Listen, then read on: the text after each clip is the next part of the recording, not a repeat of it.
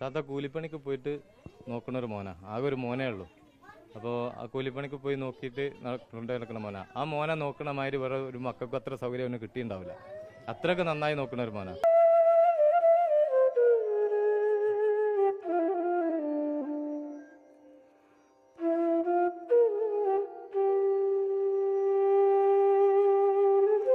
അസ്സലാമു അലൈക്കും, welcome back to Visal media. ഞാൻ ഫക്രുദ്ദീൻ ഭന്താവൂർ. കോഴിക്കോട് താമരശ്ശേരിയിൽ സ്വന്തം ഉമ്മാനെ കൊന്ന മകൻ്റെ വാർത്ത ഓരോ ദിവസവും കൂടുതൽ ഞെട്ടിക്കുന്ന കാര്യങ്ങളാണ് പുറത്തു വരുന്നത്. ഇവൻ 2-3 തവണ ഉമ്മാനെ കൊല്ലാൻ നോക്കിയതാ. സ്വന്തം വീട്ടിൽ നിന്ന് കത്തി മടാളൊക്കെ എടുത്ത് വന്നിട്ട് അന്ന് അയൽപ്പക്കത്തെ വീട്ടിലേക്ക് പോയിട്ട് അഭയം തേടിയതാണ് ആ ഉമ്മ. ആ ഉമ്മ ഒരുപക്ഷെ ആ മരണം പ്രതീക്ഷിച്ചിട്ടുണ്ടാവും. അപ്പോഴും ആ ഉമ്മ മകനെ വിശ്വസിച്ചു, ഇല്ല ഇനി തന്നെ ചെയ്യില്ല എന്നുള്ളത്. പക്ഷേ ആ മകൻ്റെ ഉള്ളിൽ ഉമ്മാനോട് അത്ര വലിയ പകയായിരുന്നു. ജന്മം നൽകിയുള്ള ശിക്ഷയാണത്ര ഈ മരണം. എങ്ങനെ ഇവനൊക്കെ എന്തിനാണ് തീറ്റിപ്പോറ്റ്? ഞാനത് ആലോചിക്കണത്, ഇവനെ ഒന്നും നമ്മുടെ നികുതി പണം കൊണ്ട് തീറ്റിപ്പോറ്റരുത്. ഇവിടെ പോലീസുകാരുടെ കയ്യിൽ തോക്കും കാര്യങ്ങളും, നമ്മൾ കൊടുക്കണ കാശ് കൊണ്ട് നികുതി പണം കൊണ്ട് ഇവനെ ജയിലിൽ തീറ്റിപ്പോറ്റെന്തിനാണ്? ഒരു നിരക്കും കുറ്റബോധം ഉണ്ടായില്ല. ഇന്നലെ ആ ഉമ്മാൻ്റെ മയ്യത്തൊരു രാത്രി 8:30 സമയത്താണ് അടിവാരം പള്ളിയിൽ കബറടക്കുന്നത്. ആയിരക്കണക്കിന് ആളുകളാണ് കണ്ണീരോടുകൂടി പ്രാർത്ഥനയായിട്ടുണ്ടായിരുന്നത്. അള്ളാഹു ആ ഉമ്മാക്ക് മഗ്ഫിറത്ത് കൊടുക്കട്ടെ. ആ ഉമ്മ ഒരു നിമിഷമായിട്ട് എൻ്റെ പൊന്നു മോനെ, ഞാൻ വാരിത്തന്ന ഭക്ഷണത്തിൻ്റെ ഊക്കൊണ്ടല്ലടാ നിനക്ക് ഇന്ന് ഈ കഴിവുണ്ടായത്, എന്നെ തന്നെ കൊല്ലാനുള്ള ശക്തി ഉണ്ടായത്, ഞാൻ കൊണ്ട വെയിലല്ലടാ നിൻ്റെ തണല്. ഇതൊന്നും ആ ലഹരി ബാധിച്ച മകൻ്റെ ഉള്ളിലുണ്ടായില്ല. ജന്മം നൽകിയതിനുള്ള ശിക്ഷ പടച്ച റബ്ബാണ്. ഈ ദുനിയാവിൽ നിന്നവൻ നരകിച്ച് മരിക്കുന്നൊരു കാഴ്ചയുണ്ടാവും. കാരണം ഒരു തരത്തിലുള്ള കുറ്റബോധവും ഇല്ലാതെ അവസാനമായിട്ട് ആ മയ്യത്ത് പോലും കാണാനില്ലാതെ അവൻ 2 തവണയാണോ അവന് ഹോസ്പിറ്റലിൽ പരിശോധനയ്ക്ക് കൊണ്ടുവന്നത്. അവനെന്നിട്ട് വിജയചിഹ്നം ഫ്ലൈയിങ് കിസ് കൊടുക്കുകയാണ് മാധ്യമങ്ങളുടെ മുന്നിൽ. ഇവനെ നമ്മുടെ നികുതി പണം കൊണ്ട് തീറ്റിപ്പോറ്റണ്ട. എന്താണ് അതുകൊണ്ട് മെച്ചുള്ളത്? ഇതേപോലെ ഉമ്മമാരെ കൊന്ന ഒരാൾ എനിക്ക് ഓർമ്മ വരുന്ന 2 വർഷം മുൻപ് തൃശ്ശൂർ ജില്ലയിലെ വടക്കേകാട് അബ്ദുള്ള ജമീല എന്ന് പേരുള്ള ഒരു വല്യപ്പാനും വല്യമ്മാനും മുന്നാന്ന് പേരുള്ള അക്മൽ എന്ന് പേരുള്ള പേരക്കുട്ടി. ആ ഉപ്പാക്കും ഉമ്മാക്കും പകരം വളർത്തുണ്ടാക്കിയത് ഈ വല്യപ്പയും വല്യമ്മയാണ്. അവരെ കഴുത്തറുത്ത് കഷ്ണങ്ങളാക്കി വെട്ടിയിരുന്നു. അവനും കോളേജിൽ മംഗലാപുരത്ത് പഠിക്കാൻ പോയപ്പോൾ ലഹരി ബാധിച്ചോനാ. ഓനും തീറ്റിപ്പോറ്റുന്നുണ്ട്. എന്തിന്? ഇതുപോലെയുള്ള മനുഷ്യർക്ക് നമ്മൾ കൊടുക്കണ നികുതി പണം കൊണ്ട് തീറ്റിപ്പോറ്റരുത്.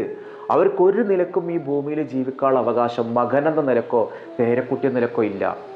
അവിടെയും ഇവിടെ ഒരു സമാന സംഭവം ഉണ്ട്, ഒരു സിമിലാരിറ്റി ഉണ്ട്. എന്താണെന്നറിയോ?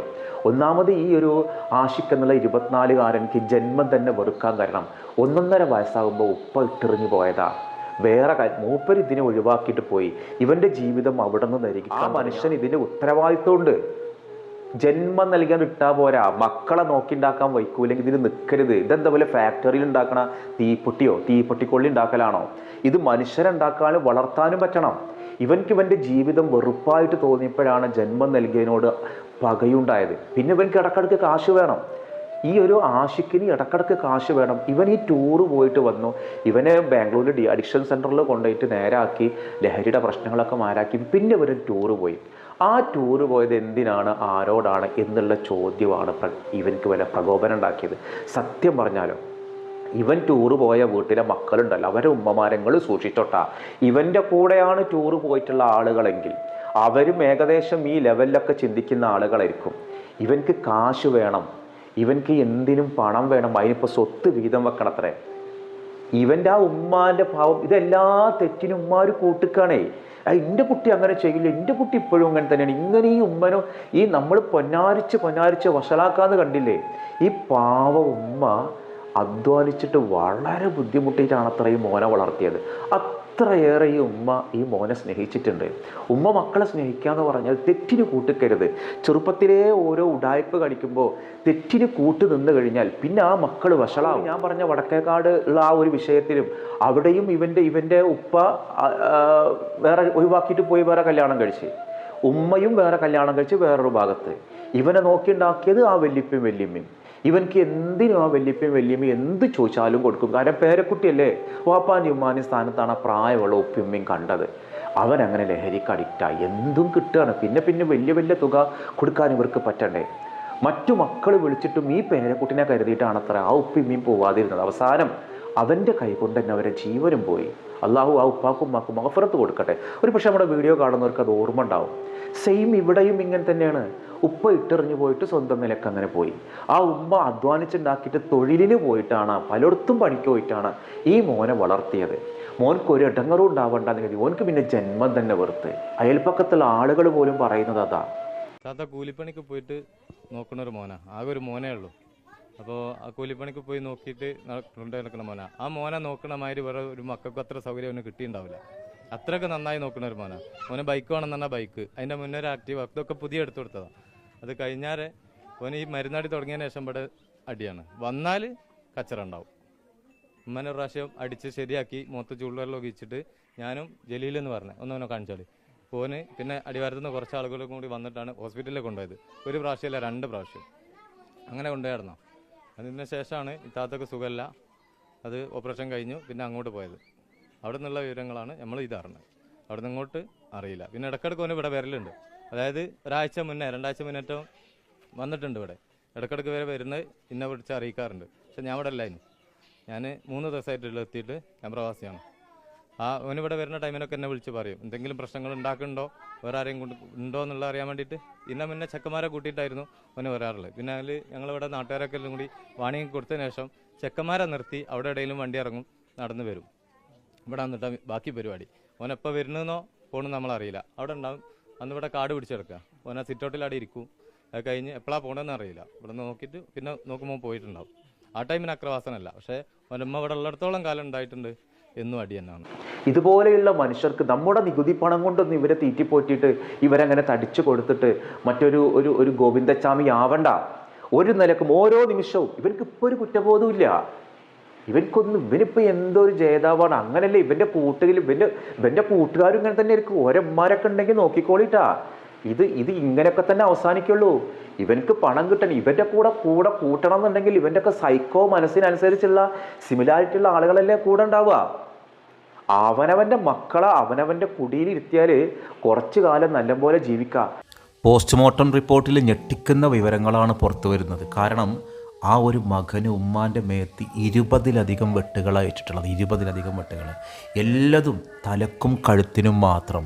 ഒരു ജന്മം നൽകിയൊരു മകന് ഉമ്മാക്ക് കൊടുത്തൊരു ശിക്ഷ, 20ലധികം വെട്ടുകൾ. ആ പോസ്റ്റ്മോർട്ടം ചെയ്ത ഡോക്ടർമാർ പോലും കണ്ണീരോടുകൂടിയാണ് അത്ര അത് ചെയ്തത്. ഏതൊരു ഡോക്ടർമാരും അവരുടെ പ്രൊഫഷണലാണ്. അവർ ഏതൊരു മൃതദേഹം എങ്ങനെ കണ്ടാലും മനസ്സ് പതറാത്ത ആളുകളാണ്. പക്ഷേ ഈ ഒരു ഉമ്മാനെ കണ്ടപ്പോൾ കഴുത്തറ്റ നിലയിൽ ഒരു ചെറിയൊരു ഇതും കൂടി വന്നിരുന്നെങ്കിൽ 2 കഷ്ണവുമായി ആകുമായിരുന്നു. നമ്മുടെ പേരൻറ്റിങ് ഒരു പ്രശ്നമാണ്. ഞാൻ സത്യം പറഞ്ഞ് നിങ്ങൾ എന്നോട് വിയോജിച്ചാലും ഇല്ലെങ്കിലും വളർത്തി വലുതാക്കുമ്പോൾ ഒന്ന് അമിതമായിട്ട് ലാളിച്ച് മക്കളെ വളർത്തരുത്. ക്രൂരമായിട്ട് പീഡനം നടത്തരുത്. മക്കളുടെ കയ്യിൽ തെറ്റുണ്ടോ അപ്പോൾ തിരുത്തണം നമ്മൾ. ആ തിരുത്തിയാലേ മക്കൾ നേരാവുള്ളൂ. എൻ്റെ സാറെന്നോട് പറഞ്ഞൊരു അനുഭവം ഉണ്ട്. 2 കൂട്ടുകാർ നല്ല സ്നേഹമുള്ളവരാ, എപ്പോഴും സ്കൂളിൽ പോണവരാ. ഇവർ സ്കൂളിൽ നിന്ന് വരുന്ന സമയത്ത് പാടത്ത് വലിയ പച്ചക്കറി കൃഷിയുണ്ട്. അവിടെ നല്ല തണ്ണിമത്തൻ ഇങ്ങനെ ഉണ്ടായി കണ്ടപ്പോൾ 2 ആളും ഓരോന്ന് അടിച്ചു മാറ്റിയിട്ട് വീട്ടിൽ കൊണ്ടുവന്ന് പഴുത്ത തണ്ണിമത്തനാ, ചക്കരമത്ത വീട്ടിൽ കൊണ്ടുവന്നപ്പോൾ ഒന്നാമൻ്റെ അമ്മ പറഞ്ഞിട പൊന്നു മോനെ, ഇത് നമ്മുടേതല്ലല്ലോ, ഇതെന്തിനാ നീ കൊണ്ടുവന്നത്? അത് ഉമ്മക്കൊരു രസം തോന്നിയെന്ന് പറഞ്ഞപ്പോൾ പൊന്നു മോനെ ഇത് ചെയ്യരുതിട്ടാ, ഇത് അവിടെ തന്നെ കൊണ്ടുകൊടുക്കുക, ഇതിൻ്റെ ഉടമസ്ഥനക്ക് അറിയാലോ, എനിക്ക് വീടറിയാലോ, അവിടെ കൊണ്ടുകൊടുത്താലപ്പോൾ ഇവൻ പറഞ്ഞു ഞാൻ കൊണ്ടുകൊടുക്കൂല, ഇത് കൊണ്ടുകൊടുത്താൽ ഞാൻ മോഷ്ടിച്ചതാണെന്ന് അവർക്ക് അറിയൂലേ, അത് വേണ്ട ഞാനും കൂടി വരാമെന്ന് പറഞ്ഞ് ആ ഉമ്മയും കൂടെ പോയി. അത് കൂടെ പോയിട്ട് അയാളെ വിളിച്ചിട്ട് പറഞ്ഞു എൻ്റെ മോൻക്കൊരു തെറ്റ് പറ്റി, നിങ്ങളുടെ പറമ്പിൽ നിന്ന് നല്ലൊരു ചക്കരമത്ത ഓന് സ്കൂൾ വിട്ട് വരുമ്പോൾ അറിയാണ്ട് കൊണ്ടുവന്നതാണ്, ക്ഷമിക്കണം, നിങ്ങൾ തിരിച്ചെടുക്കണം എന്ന് പറഞ്ഞപ്പോൾ ആ സത്യസന്ധത ചങ്ങായി മനസ്സിലാക്കി. ആ ഒരു തോട്ടത്തിൻ്റെ ഉടമ അത് പറഞ്ഞു അതല്ല താത്ത, അത് നിങ്ങൾ കൊണ്ടുപോളൂ, നിങ്ങളുടെ മോൻ എടുത്തോട്ടെ എന്ന് പറഞ്ഞപ്പോൾ ആ ഉമ്മ പറഞ്ഞൊരു വാക്കുണ്ട്, മറ്റൊരാൾ മുതലിക്ക് വേണ്ട, എൻ്റെ മോനെ മോഷ്ടാവാക്കല്ലേ എന്ന് പറഞ്ഞിട്ട് സ്നേഹപൂർവ്വം നിരസിച്ചിട്ട് ആ മോൻക്ക് പഠിപ്പിച്ചു കൊടുക്കുകയാണ്, പാടില്ലാന്ന്. എന്നാൽ ഇവൻ്റെ കൂടെ മോഷ്ടിച്ചൊരുത്തനുണ്ടല്ലോ, അവൻ വീട്ടിൽ കൊണ്ടേക്ക് ഓൻ്റെ അമ്മ ചോദിച്ചത് എന്താടാ ചക്കരമത്ത, ഉഷാറാണല്ലോ, വെട്ടി മുറിച്ച് എല്ലാവരും കൂടി തിന്ന്. പിന്നെ ഇവൻ വരുമ്പോൾ കക്കരിക്ക കൊണ്ടുവരാൻ തുടങ്ങി. ഇവൻ വെണ്ടക്ക ഇതൊക്കെ ഈ തോട്ടത്തിൽ നിന്ന് ഇങ്ങനെ പറിച്ചുകൊണ്ടാണ്, മറ്റോ പിന്നെ പറിക്കലില്ല. കാരണം ഇതിവിടെ കൊണ്ടുവരുമ്പോൾ അമ്മ വിലക്കണില്ലല്ലോ. ഇങ്ങനെ ചെറുപ്പത്തിൽ വളരെ നിസ്സാരമായിട്ട് ഓരോന്നിങ്ങനെ കൊണ്ടുവരും, ഒരു പ്രശ്നം ഉണ്ടായിരുന്നില്ല. വലുതായിട്ട് ഇവൻ ഭയങ്കര മോഷ്ടാവായി. ഇവൻ നാടിനും വീടിനും കൊള്ളാത്തവനായി, നാട് വിട്ടുപോയി, വേറെ എവിടെയോ നാട്ടിലായി, നാട്ടുകാർ ഓടിച്ചു വിട്ടതാ. അവിടുന്ന് മോഷണമായി. മോഷണത്തിനിടെ തടയാൻ വന്ന ഗൃഹനാഥയെ ഇവൻ വെട്ടിയതാ, കൊല്ലാൻ വേണ്ടി ചെയ്തതല്ല. അത് മരിച്ചു, പോലീസ് പിടിച്ചു, ഇവൻക്ക് ജീവപര്യന്തം തടവ് ശിക്ഷ വിധിച്ചു. ആ വിധിച്ച ജഡ്ജി ചോദിച്ചു, എന്തെങ്കിലും പറയാനുണ്ടോ? വിധിയൊക്കെ കൊടുത്തിട്ട് ചോദിക്കുമല്ലോ ജഡ്ജി, എന്തെങ്കിലും പറയാനുണ്ടോന്ന്. കണ്ണീരോട് കൂടിയിട്ട് ആ മോഷ്ടാവ് പറഞ്ഞൊരു വാക്കുണ്ട്, എന്നെ മോഷ്ടാവാക്കിയത് എൻ്റെ മാതാവാണ്. പണ്ട് ഞാൻ ചക്കരമത്ത കൊണ്ടുവന്നപ്പോൾ, തണ്ണിമത്തം കൊണ്ടുവന്നപ്പോൾ ഒന്ന് വിലക്കിയിരുന്നെങ്കിൽ, എന്നെ നേരെയാക്കിയിരുന്നെങ്കിൽ, എന്നെ ഗുണദോഷിച്ചിരുന്നെങ്കിൽ, എന്നെ അടിച്ചിരുന്നെങ്കിൽ ഞാൻ നേരെയാകുമായിരുന്നു എന്ന് ആ നിമിഷത്തിലാണ് ജഡ്ജി കണ്ണീരോടെ ഓർത്തത്. പണ്ട് എൻ്റെ ഉമ്മ ഞാൻ ചക്കരമത്ത മോഷ്ടിച്ച് വന്നപ്പോൾ എന്നെ വഴക്ക് പറഞ്ഞ് നേരെയാക്കിയത് റബ്ബേ, ഇവനെൻ്റെ കൂട്ടുകാരനാണല്ലോ, ഒരേപോലെ പഠിച്ചവർ, ഒരേ ബെഞ്ചിലിരുന്നവർ, ഒരേ പാത്രത്തിലുണ്ടവർ, പക്ഷേ രണ്ട് നല്ല ഉമ്മമാരുടെ സംസ്കാരം എങ്ങനെയാണ് മക്കളെ മാറ്റിയത് എന്നുള്ളത് ആ ജഡ്ജായിരുന്നു. പണ്ട് ആ മോഷണം നടത്തി ഉമ്മ നേരാക്കിയ ജഡ്ജി, അവൻ ജഡ്ജായിട്ട് മാറിയതാ. നമ്മൾ വളർത്തുന്നത് ഒരു പ്രധാന ഘടകം തന്നെയാണ്. കുട്ടികളുടെ തെറ്റിനൊക്കെ കൂട്ട് അതിൻ്റെ മോനാണ്, എൻ്റെ മോൻ അങ്ങനെയല്ല, എൻ്റെ മോനൊന്നും ചെയ്യൂല എന്ന് കരുതിയിരുന്നാൽ ജീവൻ അങ്ങോട്ട് എടുക്കും. തെറ്റ് കണ്ടാൽ ശിക്ഷിക്കേണ്ടതിന് ശിക്ഷിക്കണം, പിടിച്ചു കൊടുക്കേണ്ടതിന് പിടിച്ചു കൊടുക്കണം. ജനിപ്പിച്ചതിനുള്ള ശിക്ഷയാണ് അത്രേ. നാളെ സ്വർഗലോകത്ത് വെച്ച് ആ ഉമ്മ സ്വർഗത്തിലേക്ക് പോകുമ്പോൾ മകനെ നോക്കിയിട്ടൊരു കാഴ്ചയുണ്ടാവും, പൊന്നു മോനെ 10 മാസം ഒരു ഉമ്മ അനുഭവിച്ചൊരു വേദന, ഒരു പെണ്ണ് അനുഭവിക്കുന്നൊരു വേദന ഒരാൺ അറിഞ്ഞിരുന്നെങ്കിൽ, എന്നിട്ട് ആ മകൻ കൊടുത്ത ശിക്ഷ എന്ന് മാലോകരുടെ മുന്നിൽ തുറന്നു പറയുമ്പോൾ ആ മകൻക്ക് ഈ ഭൂമിയിൽ ജീവിക്കാനുള്ള അവകാശമില്ല. എൻ്റെ മനസ്സങ്ങനെ പറഞ്ഞു.